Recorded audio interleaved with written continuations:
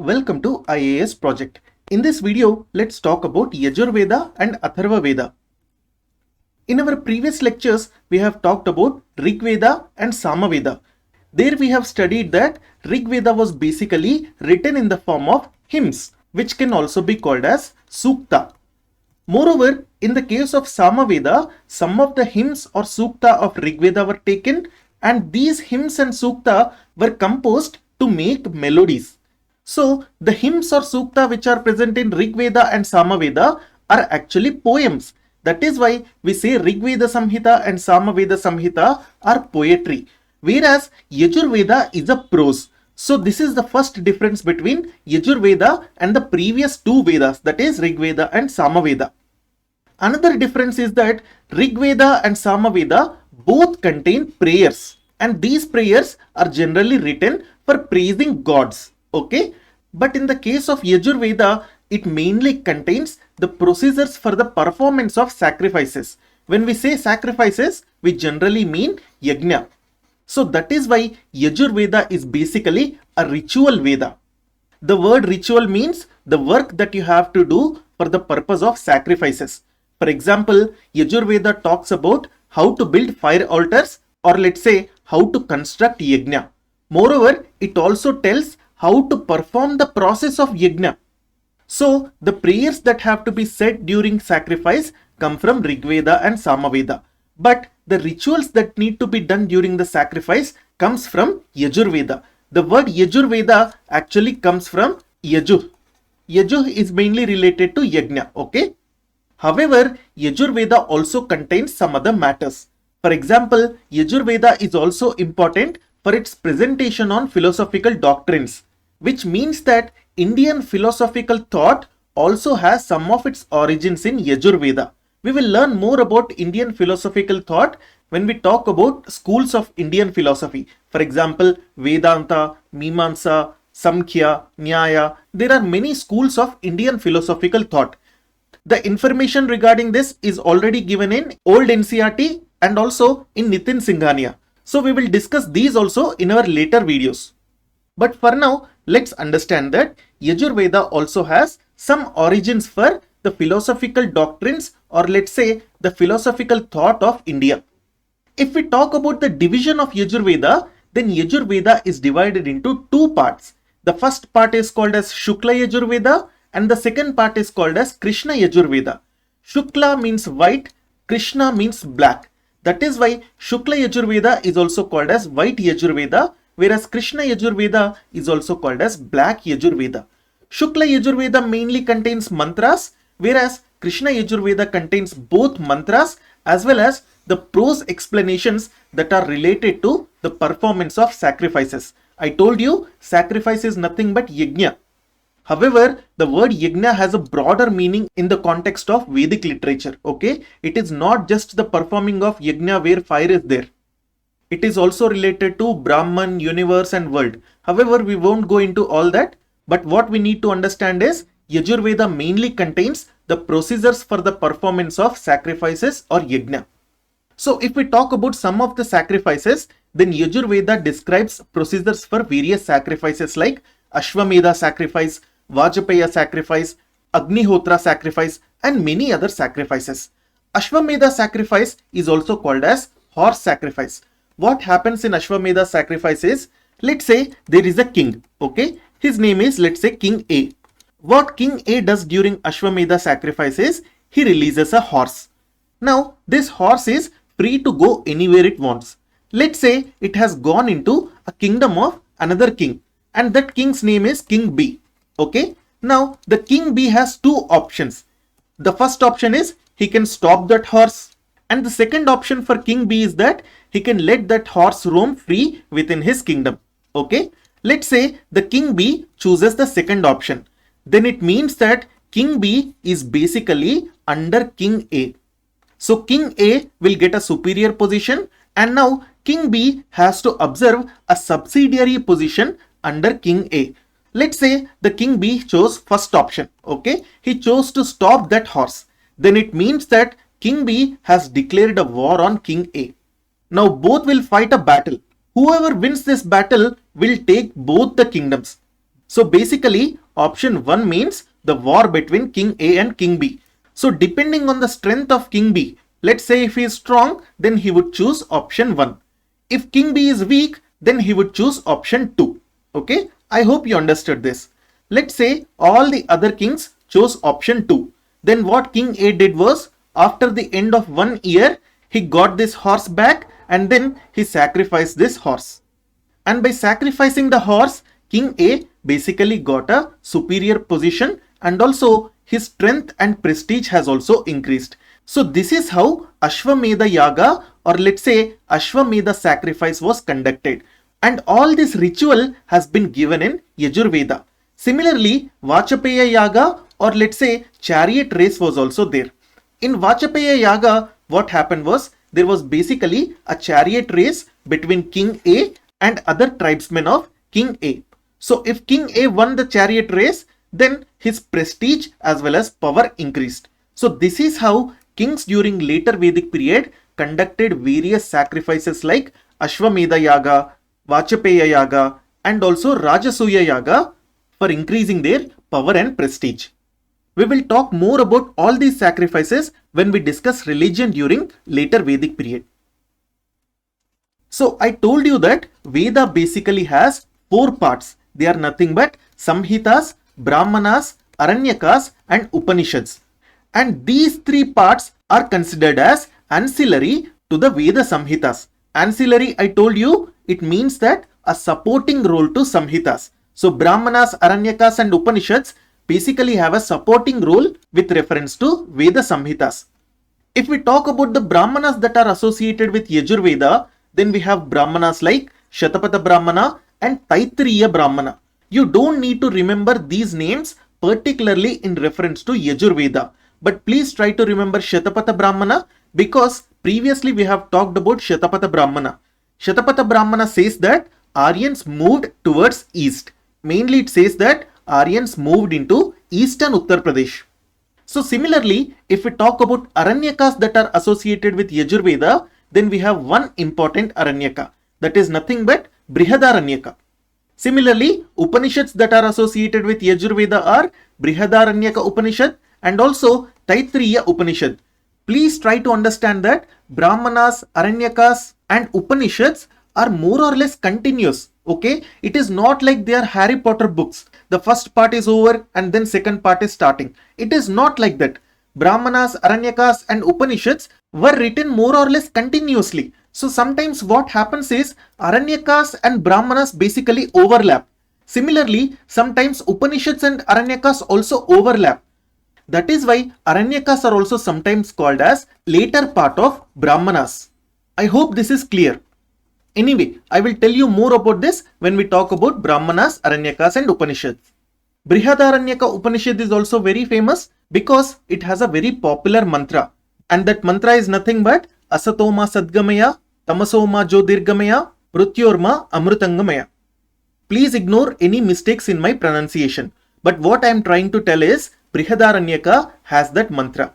And Asatoma Sadgamaya, Tamasoma Jyotirgamaya and Prutyorma Amrutangamaya simply means that deliver us from ignorance to truth, deliver us from darkness to light and also deliver us from death to immortality. So this again shows the philosophical aspect that is related to Yajur Veda.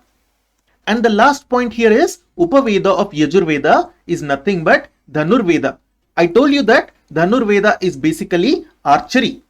We already talked about Upavedas in our last lecture, but let's revise quickly. The term Upaveda refers to applied knowledge. That is why Upavedas are part of Smriti literature. They are not parts of Shruti literature. Vedas are part of Shruti literature, but Upavedas are part of Smriti literature. So, Upavedas are subjects of technical works. Now, let's talk about Atharva Veda Samhita. Atharva Veda is basically a collection of magic spells and also charms. These magic spells and charms are mainly to ward off evil spirits and diseases.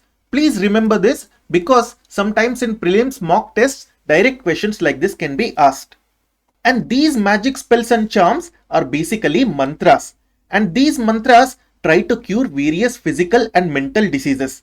For example, in Atharva Veda, there are mantras that are relating to snake bites. And there are also mantras for insect bites. So these kind of things are there in Atharva Veda. Not only physical and mental diseases, but Atharva Veda also talks about evil spirits. So basically, we have a magic aspect that is related to Atharva Veda. Since Atharva Veda talks about cure of physical and mental diseases, we can say that Atharva Veda is the oldest literary monument on Indian medicine. When we say Indian medicine, we are talking about Ayurveda. So that is why Atharva Veda is believed to be the origin of Ayurveda. Please appreciate this point also. Atharva Veda also has some other names. For example, it is also called as Atharva Veda. Atharva Veda is mainly made up of two words, Atharva and Angirasa. So Atharva Veda or Atharva Angirasa Veda is basically the Veda of Atharvans and Angiras. Also, Atharva Veda is also called as Brahma Veda, which means that Veda of the Brahma priest. Again, we don't need to go into the explanation. Just remember that Atharva Veda is also called as Brahma Veda. Atharva Veda also contains philosophical thoughts. So, the origins of some of the Indian philosophical thoughts are present in Atharva Veda. For example, I told you that ancient India has many Indian philosophical schools. For example, like Vedanta, Nyaya, Sankhya, Mimamsa, Buddhism, Jainism, and all these. More or less, all of these philosophical schools basically have some kind of origin in the Vedic literature.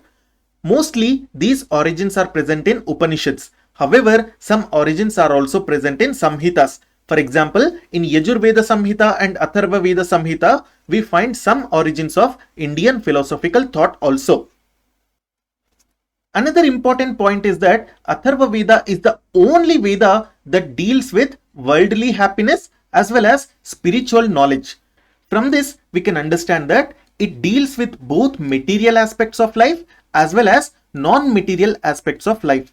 For example, if we talk about spiritual knowledge that is discussed in Atharva Veda, then Atharva Veda talks about what is Brahman, what is life and death, the cycle of life and death, what is the purpose of human beings. All such kind of spiritual and philosophical questions are also discussed in Atharva Veda. So this is about non-material aspects. Atharva Veda also talks about material aspects. For example, Atharva Veda talks about social, educational, political, agricultural, scientific and medical matters. It also talks about philosophical matters of human beings. Another most important point is that Atharva Veda also has some of the practices and beliefs of non-Aryans. This is very, very important from the point of view of prelims. This point and another point which I have stated here. Atharva Veda basically has the collection of magic spells and charms to ward off evil spirits and diseases. Please remember these 2 points at any cost. The other points are not so important. For example, the Brahmana that is associated with Atharva Veda is called as Gopatha Brahmana. And the Upanishads that are associated with Atharva Veda are Mundaka Upanishad and also Mandukya Upanishad. Mundaka Upanishad is very important. There is also a previous year UPSC prelims question on Mundaka Upanishad. The question was basically Satyameva Jayate has been taken from which Upanishad? And the answer was Mundaka Upanishad. Okay, Mundaka Upanishad talks about Satyameva Jayate. Satyameva Jayate simply means truth alone triumphs. Or we can say truth alone wins. And this Satyameva Jayate is basically our national motto. And this national motto is also part of our national emblem, or I can say state emblem. Okay, let me ask you a polity question here. What is the difference between state and nation? Please answer in the comment section. So this is our state emblem. Okay. So the state emblem of India basically has two parts. Satyameva Jayate is written on the bottom, which is nothing but our national motto. And above Satyameva Jayate, we have what is called as the Ashokan Lion Capital. So technically, the above part is called as Ashokan Lion Capital. Okay. Below the lion capital, we have what is known as abacus. Okay. Below the abacus, we have what is actually called as a bell-shaped lotus. Okay. It is basically inverted lotus shape. So this part is called as capital and this part is called as abacus and this is nothing but bell-shaped lotus. And the most important elements is the Dharma Chakra or the Ashoka Chakra which you see here. This Dharma Chakra or Ashoka Chakra is called as crowning element. And below the bell-shaped lotus, we actually have the Ashokan pillar. So these are basically the parts of Ashokan pillar. We have capital, which is nothing but the 4 lions, and then we have crowning element, which is nothing but the Dharma Chakra, and this crowning element is present on the abacus. On the abacus, we also have other animals like horse, bull, elephant, and lion. Elephant and lion we cannot see here, they are on the back side. Below the abacus, we have bell-shaped lotus, and below the bell-shaped lotus, we have the stone pillar. So this is actually the Ashokan pillar. And if we compare the actual Ashokan pillar with our state emblem, we only have the capital, which is nothing but the 4 lions. We also have the abacus. Moreover, we also have the crowning element, which is nothing but the Dharma Chakra or Ashoka Chakra. Please note that we do not have bell-shaped lotus. We also do not have pillar. What is there instead is Satyameva Jayate has been written. Satyameva Jayate is our national motto, and Satyameva Jayate has been taken from Mundaka Upanishad. Mundaka Upanishad is basically an Upanishad that is associated with Atharva Veda. Anyway, this is all not important at this point because we will talk about Ashokan pillar in detail when we talk about Mauryas and Ashoka. Let's go forward. If we talk about Atharva Veda, then it has many shakas. Particularly, there are only 2 shakas or let's say recensions that are existing today. They are nothing but Shaunaka as well as Paipalada. Generally, these kind of questions are not asked in UPSC Prelims exam. However, I will give you this presentation so you will have this information also in your notes. And the last point here is that the Upaveda of Atharva Veda is Shilpa Veda. Shilpa Veda is basically the knowledge of sculpting. But previously, I told you that the Upaveda of Atharva Veda was Ayurveda and also Arthashastra. So according to some sources, both Arthashastra and Ayurveda are also considered as Upavedas of Atharva Veda. So this is about Yajur Veda and Atharva Veda. In our next lecture, we will start with what are Brahmanas. Please like and subscribe. You can download this presentation from our Telegram channel. The name of the channel is IAS Project and the link for this channel has been given in the description section below. Thank you.